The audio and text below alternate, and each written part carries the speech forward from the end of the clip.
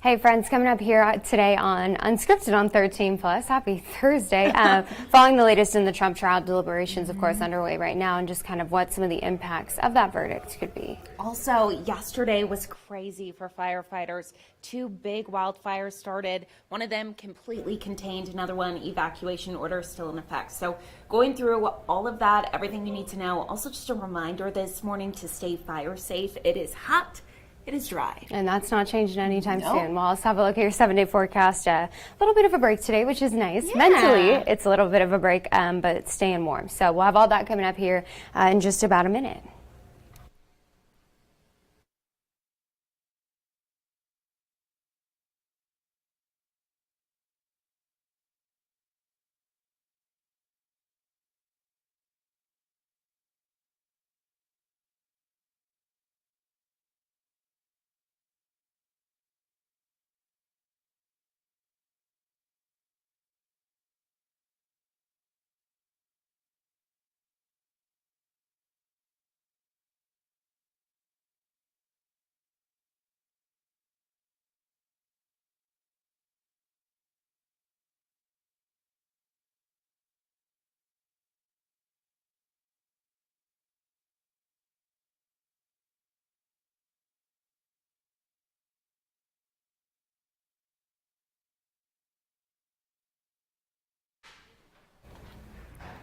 Well, thanks for staying with us here on Unscripted on 13 Plus. I'm Anna Orsini. And I'm Carson Courier. Thank you for joining us this morning. So, of course, we want to start with the latest in the Trump hush money trial. Definitely all eyes have been on this for the past couple of weeks, but jury deliberations, we know they started yesterday.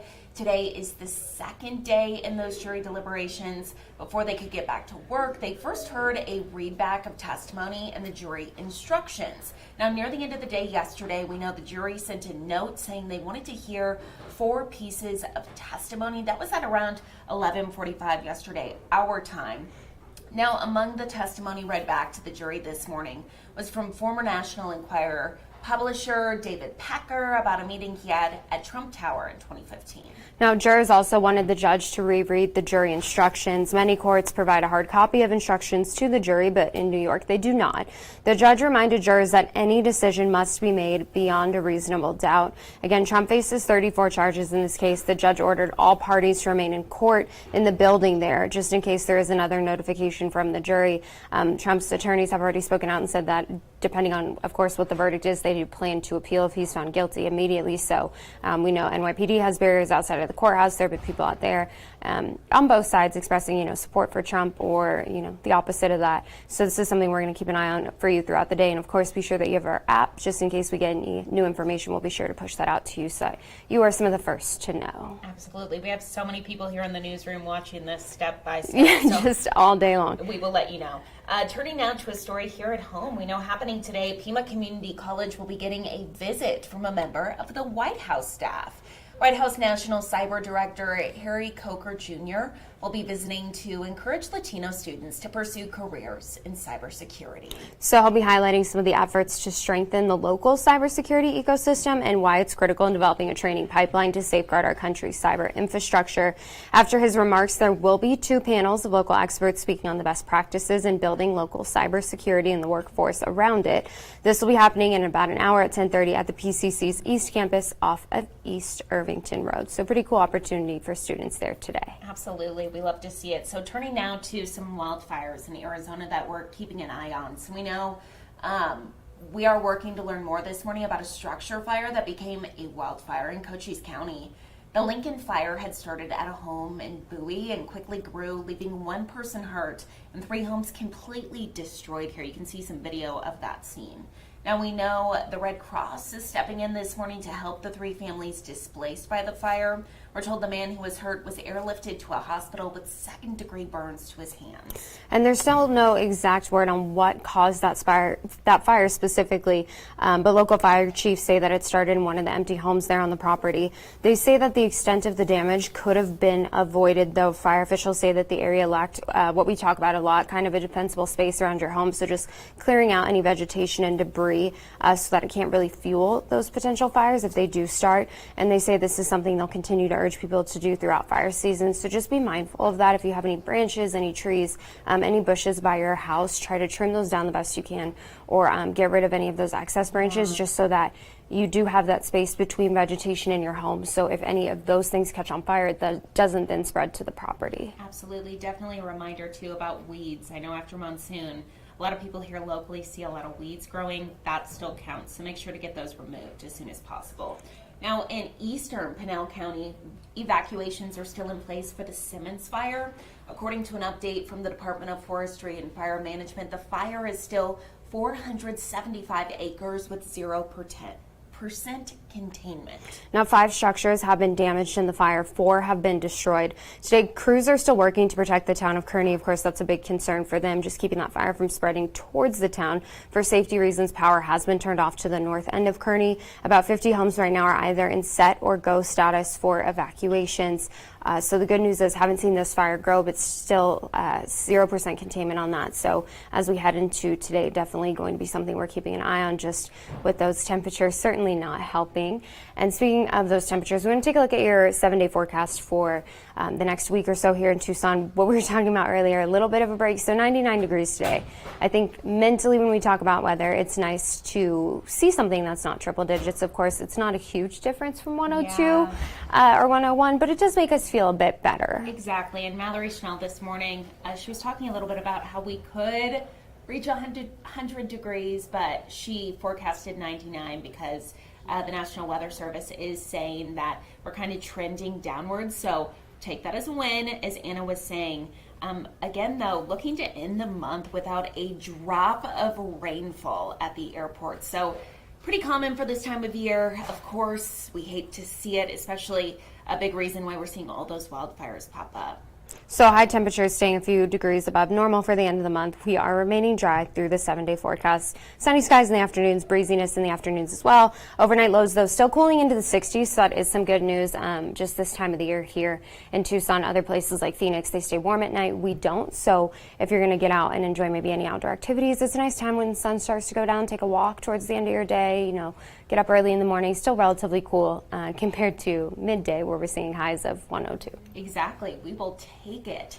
Now, one thing that's really common, I think that's kind of gaining popularity across the country, but here at home as well, is disc golf. So I've never been. Have you been? I have not. I didn't even know, honestly, and this might make me sound super ignorant. I didn't know what it was. So I Googled it, and then I was like, oh, I've seen those before. Yes. I just didn't know the name for it. I think I didn't associate the two. But I've never played, but it's, I think, one of those things like pickleball, just kind of picking up in popularity. Exactly. And a fun way to get out and, enjoy an evening or enjoy a day with your friends. Absolutely. So Push Ridge Golf Course. I actually just golfed there last weekend before it closed following Memorial Day. They actually transformed the entire course into a disc golf course during the summer. So that's happening through, I believe, the end of September. And it's going to be open until 7 p.m., 7 a.m. to 7 p.m., which is great as those temps cool down at night, also early in the morning. Our very own Jack Cooper has a little bit more on what you can expect and what's new this year. Last summer, there were about 120 people that came out to play disc golf every single week here in Oro Valley. But I'm told that number should go up pretty significantly because of some of the changes they're making out here to the course. First, there are now golf carts available on the weekends. Snacks and drinks are also going to be made available, and people will be able to rent discs if they don't already have their own. And there will now be different tees for beginners, plus every single Friday there are professional Disc Golf Association sanctioned leagues for people to play in. And while this is a golf course, it actually stays closed to regular golf during the summer. This course does have some notoriety because the Professional Disc Golf Tour did host their all-star event here for 2 years in a row. There was actually there was a hole-in-one that was made during that tournament that made its way onto ESPN's top 10 plays. So it does have a little bit of notoriety. People are aware of the course. It's kind of a neat opportunity for people to get out and try something new. Again, everything opens up this weekend on Saturday, and then it will be open from 7 a.m. until 7 p.m. every single day through mid-September. Now, if you come out here during the week, there might not be someone out here to show you where to go or to pay for you. That's why there's this QR code right here. This sign is going to be here on hole number 1. Don't worry, we'll put it back. But it says hole 1, it's a par 3, 213 feet, and it kind of gives you a map of what the hole actually looks like. So there's one of these signs at every single hole. It's just like regular golf. There's one of these at the tee box to show you what the hole looks like and give you an idea. But again, if you're going to be out here during the week, this QR code right here is how you end up paying. There's also summer memberships that are available. Those details are up at KLD.com. Reporting in Oro Valley, I'm Jack Cooper, 13 News. Well, as if some of our local firefighters didn't have enough going on this time of the year, a huge shout out to the firefighters there in Eloy, along with APS line workers, who you can see had to get up in the air and do a little above ground rescue there. So what you're seeing on top of that power pole is a cat. Her name is Sweet Pea. She managed to somehow, and this is why I won't do cats, because they can get everywhere. Honestly, I'm right there with you. Like I just can't have my cat climbing up a power pole. My dog can't do that. So yeah, Sweet Pea managed to get herself up there. Got a little bit stuck, a little bit scared. Good news is they were able to get her down though. Thankfully, she didn't touch any of those lines. I know, just kind of hanging out. She probably got up there, was like, oh, this wasn't as good of an idea as I thought. But her parents were hanging out down below, you know, obviously wanting their cat to come back down. And thankfully she was returned to her parents, probably very happy to see them. Oh my gosh.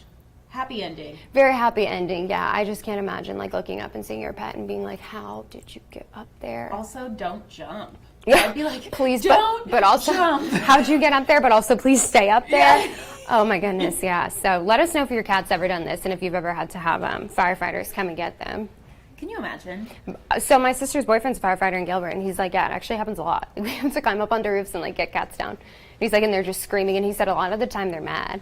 Oh yeah. Like they don't want to leave. He's like, they know what they're doing, but then like obviously they're humans, get nervous. So yeah.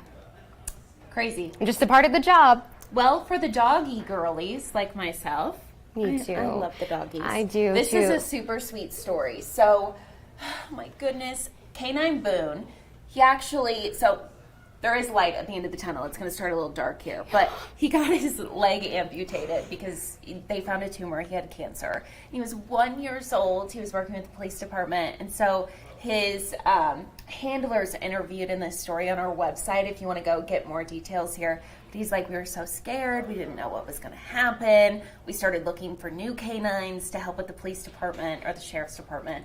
And he ended up bouncing back from the surgery like nothing happened at all. The cancer's gone. He's living his best life. But the best part is that a week after he came back from his surgery, he helped find a missing child. Oh my gosh. And then within the next 2 weeks, he found 2 more. Oh, sweet I know. boy. So he's a good boy. He's a very good boy and a brave boy. I want to see if we press this. Well, I don't know. we don't know what's going to happen. You're brave, stay so tuned. yeah, stand by. Oh my goodness!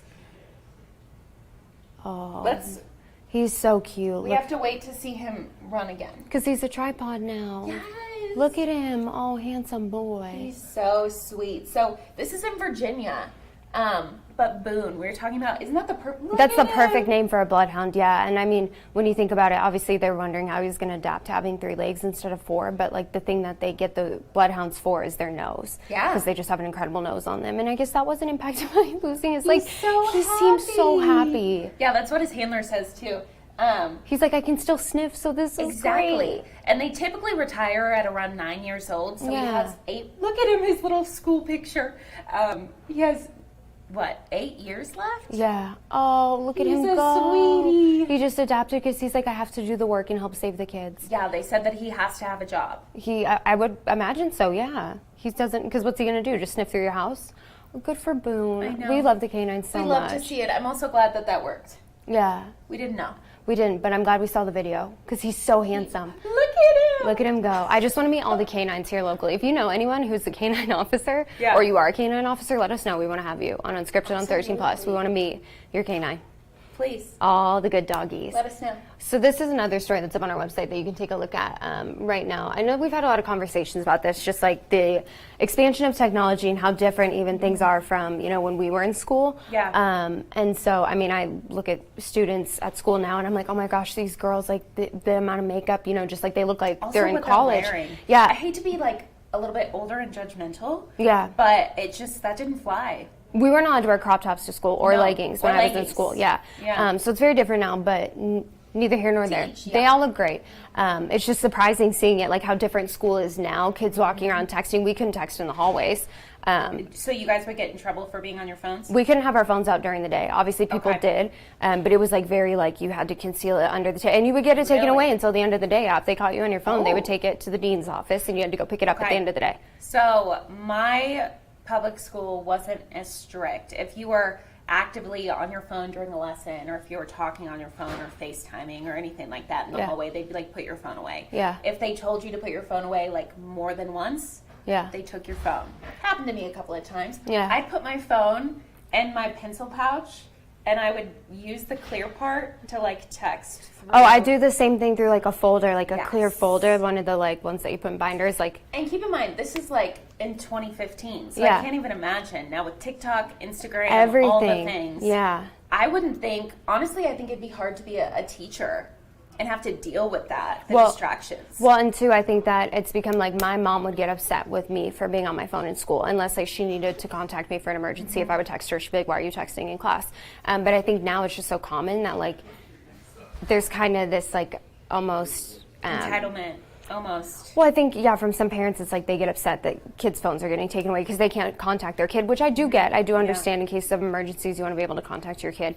But it's just become, like this kind of bridge of technology and learning that, like, isn't super great. And it's probably hard for administrators to deal with. But this high school, they are banning use of phones next academic year, not for behavioral stuff, for mental health concerns. Yeah, which so- I do wonder about, too, because they have access to so much more than we did when we were growing up. Also imagine, so my brain always goes to, okay, take yourself back to high school. Yeah. And the littlest thing going on in the school was the biggest deal. Yeah. And having a phone and seeing people talking about it, people texting about it, videos, Snapchat, Instagram, Yeah. I think it would be just consuming and seeing all the content and comparing yourself and everything. So I think this is a great idea. I don't know how they're going to do it. I don't know This if is they in Des Moines, can. Iowa. Um, So they don't say in the article I looked, like what would happen if somebody has their phone, if they're taking phones away at the beginning of the day. yeah. I don't know. They don't say either. But they said that essentially evidence shows that students began showing signs and symptoms of mental health issues as far back as 2012 when smartphones essentially became more popular, and then ever since the pandemic they're seeing mental health issues even more, Yeah. which we've reported on several Yeah. times. I mean, I get it. Like, I talk about all the time because people are like, you don't have an Instagram? And I don't, because I deleted it when I was in college because honestly, scrolling through, like, it made me feel bad about myself. So I'm like, why would I subject myself to this? When you're in high school, though, it's very different. You can't really take a step away from it because, like, in high school, I think you care more about what other people think about you. And so it's like you don't want to be left out. You don't want to be the one who's not on social media.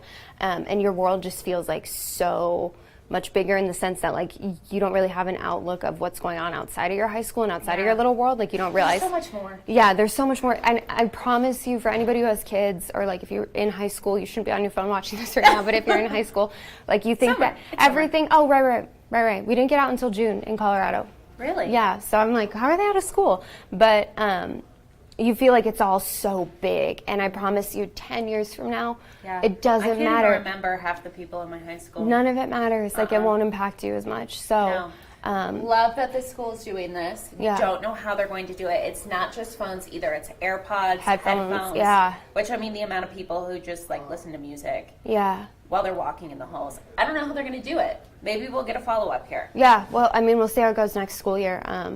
But I don't know how you enforce that. Let us know in the Yeah. comments What you think.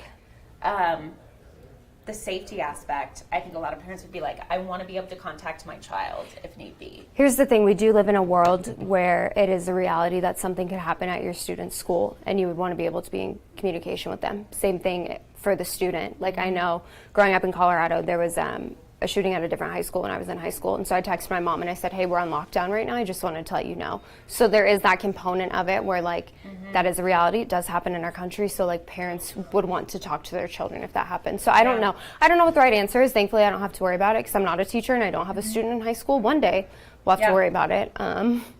We shall see. I don't even want my child to have a phone, social media, ever. Well, and I was thinking about that too because I didn't get one until I went to middle school, but it was a flip phone. So we didn't have the same like access. We didn't have the internet. Like if I went on the internet or sent a picture, it would get a charge on my parents' bill. They would know. They would get on me about it. Yeah. But now, I mean, if you get your kid a phone, like you're probably going to get them an iPhone. So it's like, how do you?